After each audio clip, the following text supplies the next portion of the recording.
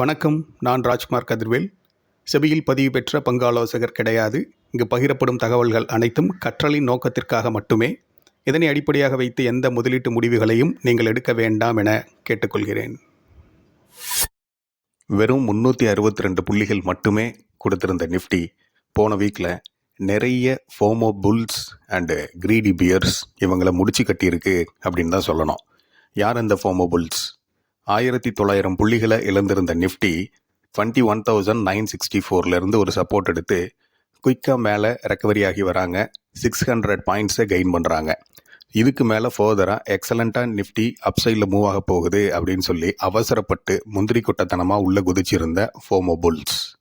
அதே போல் greedy piers யார் அப்படின்னா 1900 பாயிண்ட்ஸ் நிஃப்டி இழந்திருக்கு. டெக்னிக்கலாக ஒரு bounce back or relief rally அப்படிங்கிற மாதிரி ஒரு முக்கியமான ஜோன் வரைக்கும் அப்சைடில் வந்திருக்கு.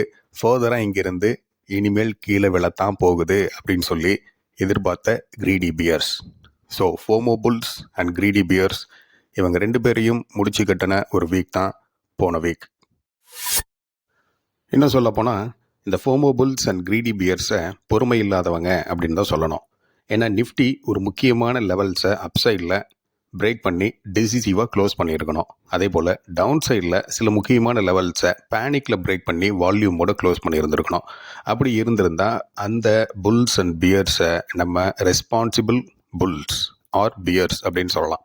ஸோ லெவல்ஸை பிரேக் பண்ணுறதுக்கு முன்னாடி ப்ரியராக ஸ்ட்ரைக்ஸை சூஸ் பண்ணி எடுத்து வச்சுட்டு வெயிட் பண்ணிகிட்டு இருக்கிறது அவங்களுக்கு என்ன மாதிரியான ரிசல்ட்ஸை கொடுத்துருக்கோம் அப்படிங்க எதிர்பார்க்குறீங்க? So FOMO bulls and greedy bears தயவுதாட்சணியமே இல்லாமல் மார்க்கெட்டிலிருந்து அடித்து துரத்தப்பட்டார்கள் போன வாரத்தில். போன வாரத்துக்கு முந்தைய வாரத்தோட கம்பேர் பண்ணும் பொழுது நிஃப்டி 155 புள்ளிகளை இழந்திருக்கு. போன வாரத்துக்கு முந்தைய வாரத்தில் நிஃப்டியோடைய க்ளோசிங் 22,552. போன வீக்கில் 22,397 க்ளோஸ் ஆகிருக்கு. ஸோ 155 புள்ளிகளை இழந்திருக்கு நிஃப்டி. கூடவே அப்சைடில் ஒரு கேப் இருக்குது. 1 hour டைம் ஃப்ரேமில் அந்த கேப்பை பார்க்கும் பொழுது 22,668 22,763 வரைக்கும் இருக்கக்கூடிய அந்த ஒரு கேப்பை போன வீக்கில் நிஃப்டி ஃபில் பண்ணவே இல்லை. அது கம்மிங் டேஸில் ரொம்ப முக்கியமான ஒரு கிரிட்டிக்கல் ஜோனாகவும் ஆக்ட் பண்ணோம். அந்த ஜோனை டிசிசிவாக வால்யூமோட பிரேக் பண்ணி மேலே போகுது அப்படின்னா that is positive for bulls. ஆர்எல்ஸ் அந்த ஜோனில் ஹடில் ஆகி கீழே திரும்புறதுக்கும் சான்சஸ் இருக்குது. அது பொட்டன்ஷியல் ரிவர்சல் ஜோனாகவும் ஆக்ட் பண்ணும். இந்த ஜோனை டிசிசிவாக அப்சைடில் பிரேக் பண்ணணும் அப்படின்னா ஒரு கேப் அப் மூலியமாக போகிறதுக்கு சான்சஸ் இருக்குது. ஸோ அதுக்கு பாசிபிலிட்டிஸ் இருக்கா அப்படிங்கிறத நம்ம சைமல்டேனியஸாக செக் பண்ணிக்கணும். Nifty February 5th March 4th வரைக்கும் இருக்கக்கூடிய இடைப்பட்ட ட்ரேடிங் செஷன்ஸில் 23,807 21,964 கீழே விழுந்துச்சு. ஆல்மோஸ்ட் 1,900 பாயிண்ட்ஸை இழந்தது அப்படின்னு நமக்கு தெரியும். இது 2 ஸ்ட்ரெச்சில் கீழே விழுந்திருக்கு அப்படிங்கிறத பார்க்க முடியுது. ஃபர்ஸ்ட் 23,807 22,725 அப்படிங்கிற லெவலுக்கு ஃபர்ஸ்ட் ஸ்ட்ரெச்சில் ரொம்ப ஸ்டீப்பாக கீழே விழுந்துச்சு. அதில் நிஃப்டி இழந்திருந்தது 1082 புள்ளிகள். அடுத்து செகண்ட் ஸ்ட்ரெச் 22,725 21,964 அப்படிங்கிற லெவலுக்கு கீழே விழுந்துச்சு. இந்த ஸ்ட்ரெச்சில் நிஃப்டி இழந்திருந்த புள்ளிகள் 760 புள்ளிகள். ஸோ ஃபஸ்ட்டு ஸ்ட்ரெச்சில் 1082 புள்ளிகள், செகண்ட் ஸ்ட்ரெச்சில் 760 புள்ளிகள், கிட்டத்தட்ட 1850 புள்ளிகளை நிஃப்டி அந்த 2 ஸ்ட்ரெச்சிலையும் சேர்ந்து மொத்தமாக இழந்திருந்தது. இதுக்கு எடுத்துக்கிட்ட நாட்கள் 18 ட்ரேடிங் செஷன்ஸ். 19வது ட்ரேடிங் செஷன்ஸில் லோவை ஃபேஸ் பண்ணிவிட்டு 2 ரிவர்சல் ஆச்சு. மைண்டில் வச்சுக்கோங்க. இந்த மாதிரி 18 ட்ரேடிங் செஷன்ஸில் 2 ஸ்ட்ரெச்சில் 1,900 பாயிண்ட்ஸை இழந்திருந்த நிஃப்டி ஒரு 8 ட்ரேடிங் செஷன்ஸாக டீப் சைலன்ஸில் சைட்வேஸ்லேயும் போயிருந்திருக்கு அப்படிங்கிறத பார்க்க முடியுது. ஆச்சரியமாக இருக்குல்ல? ஆமாம், 18 ட்ரேடிங் செஷன்ஸில் 8 ட்ரேடிங் செஷன்ஸ் சைட்வேஸை கொடுத்துருந்த டேஸ் தான். அப்போது 10 நாட்களில் அந்த வேலையை அவங்க செஞ்சு முடிச்சிருந்திருக்காங்க.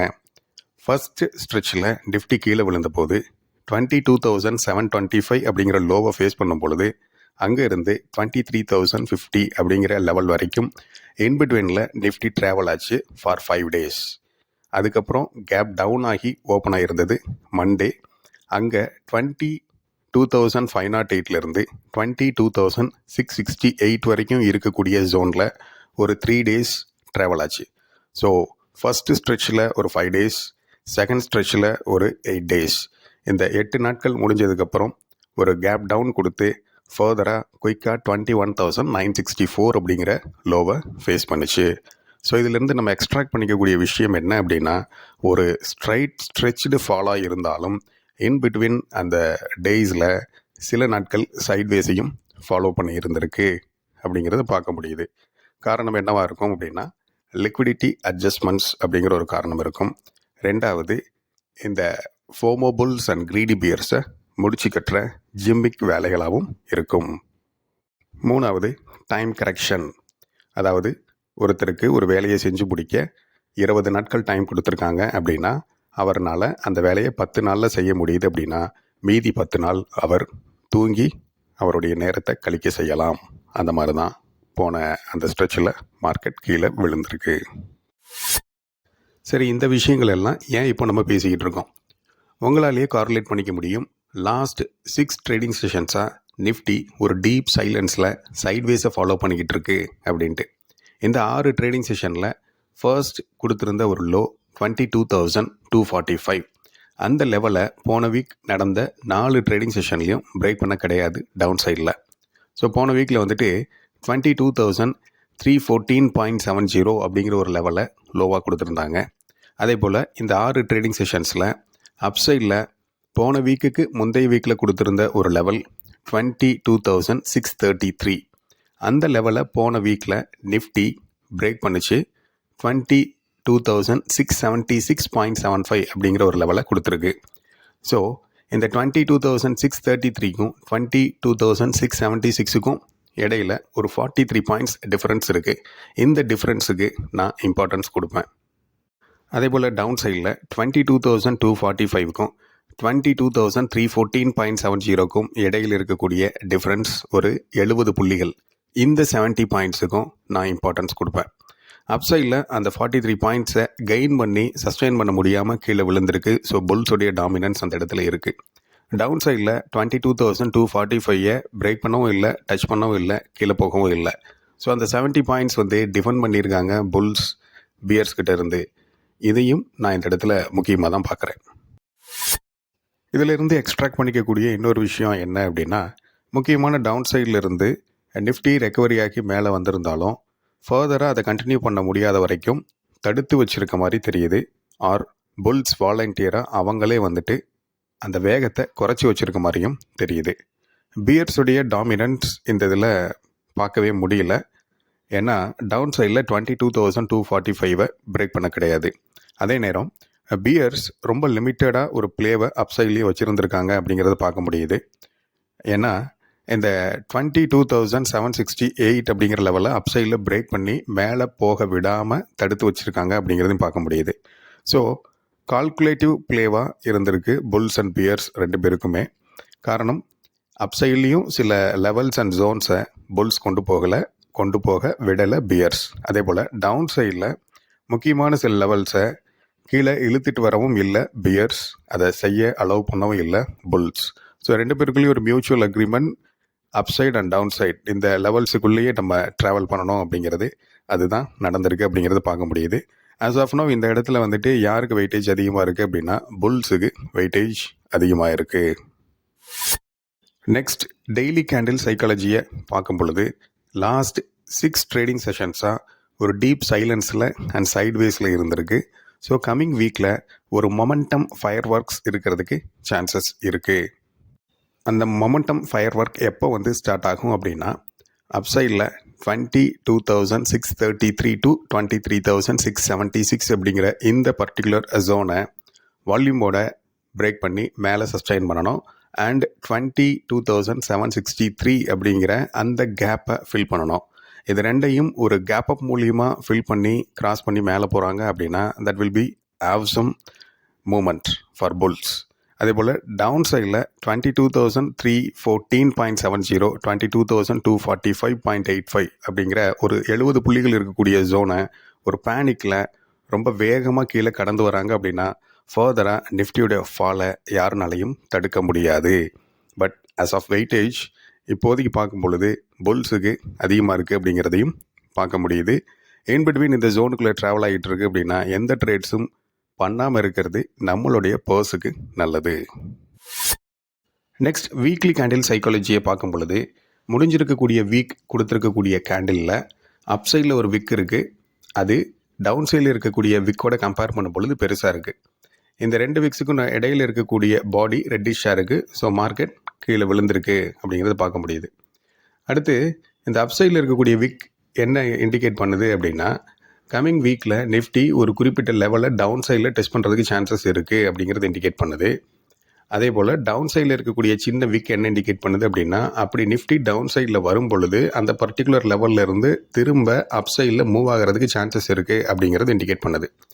சுருக்கமாக சொல்லணும் அப்படின்னா கம்மிங் வீக்கில் நிஃப்டி டவுன் சைடில் ஒரு குறிப்பிட்ட லெவலில் டெஸ்ட் பண்ணுறதுக்கு சான்சஸ் இருக்குது. அப்படி டெஸ்ட் பண்ணிவிட்டு அந்த இடத்துலேருந்து திரும்ப அப் சைடில் எஸ்கலேட் ஆகிறதுக்கு சான்சஸ் இருக்குது அப்படிங்கிறத முடிஞ்சிருக்கக்கூடிய அந்த 4 days மட்டுமே இருந்த broken வீக் கொடுக்கக்கூடிய இண்டிகேஷன்.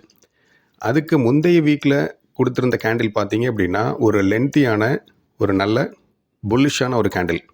அப் சைடில் ஒரு சின்ன விக்கு, டவுன் சைடில் ஒரு பெரிய விக் இருக்குது. அந்த கேண்டில் கொடுத்த சைக்காலஜி நம்ம போன வீக்கில் சொல்லியிருந்தோம்.